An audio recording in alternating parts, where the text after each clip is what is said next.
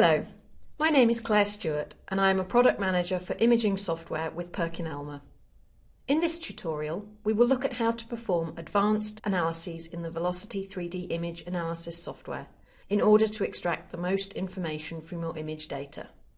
Volocity allows you to gain a full picture of your biological process of interest with rapid, interactive, high-resolution volume rendering of time-resolved multi-channel 3D datasets.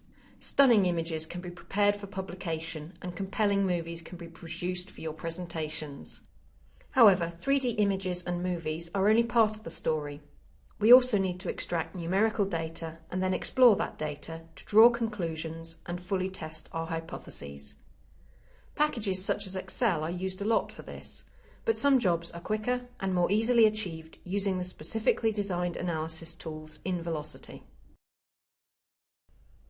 In the Measurements view, measurement protocols are created to automatically find populations of objects and record properties of those objects and the relationships between them in tabular form. This table can be viewed in the Measurements view and exported from here. Tasks possible in the Measurements view are covered in several of our other tutorials. The table can also be extracted to another item in the library, called a measurement item, where we can continue to work with the data.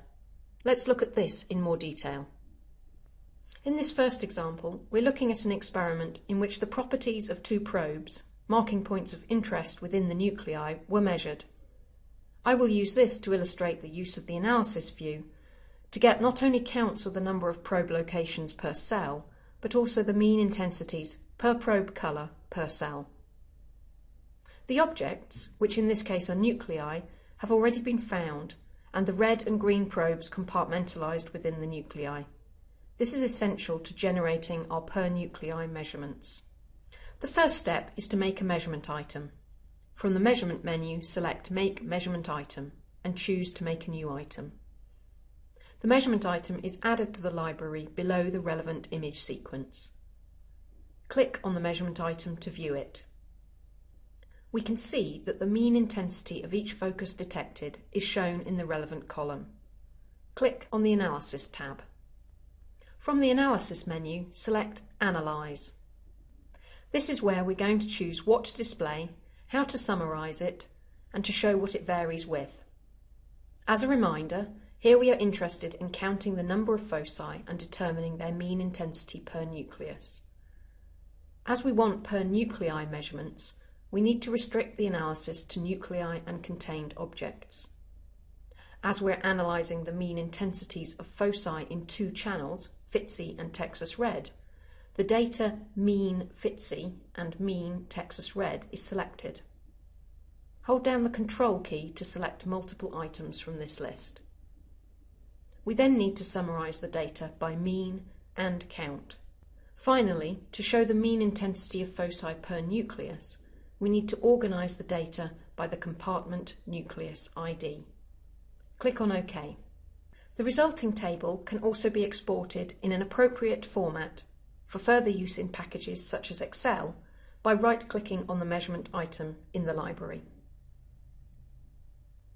In the second example, shown here, we have time-resolved data where the intensity indicates changing activity over time, and we want to know by how much. The absolute numbers alone do not provide much insight. Instead, the normal approach is to normalise the data, and that too is possible with Volocity. Here, all the time points have been measured and are included in the measurement item. In the Analysis dialog, we first set up the basic analysis to show the mean intensity of the data at each time point.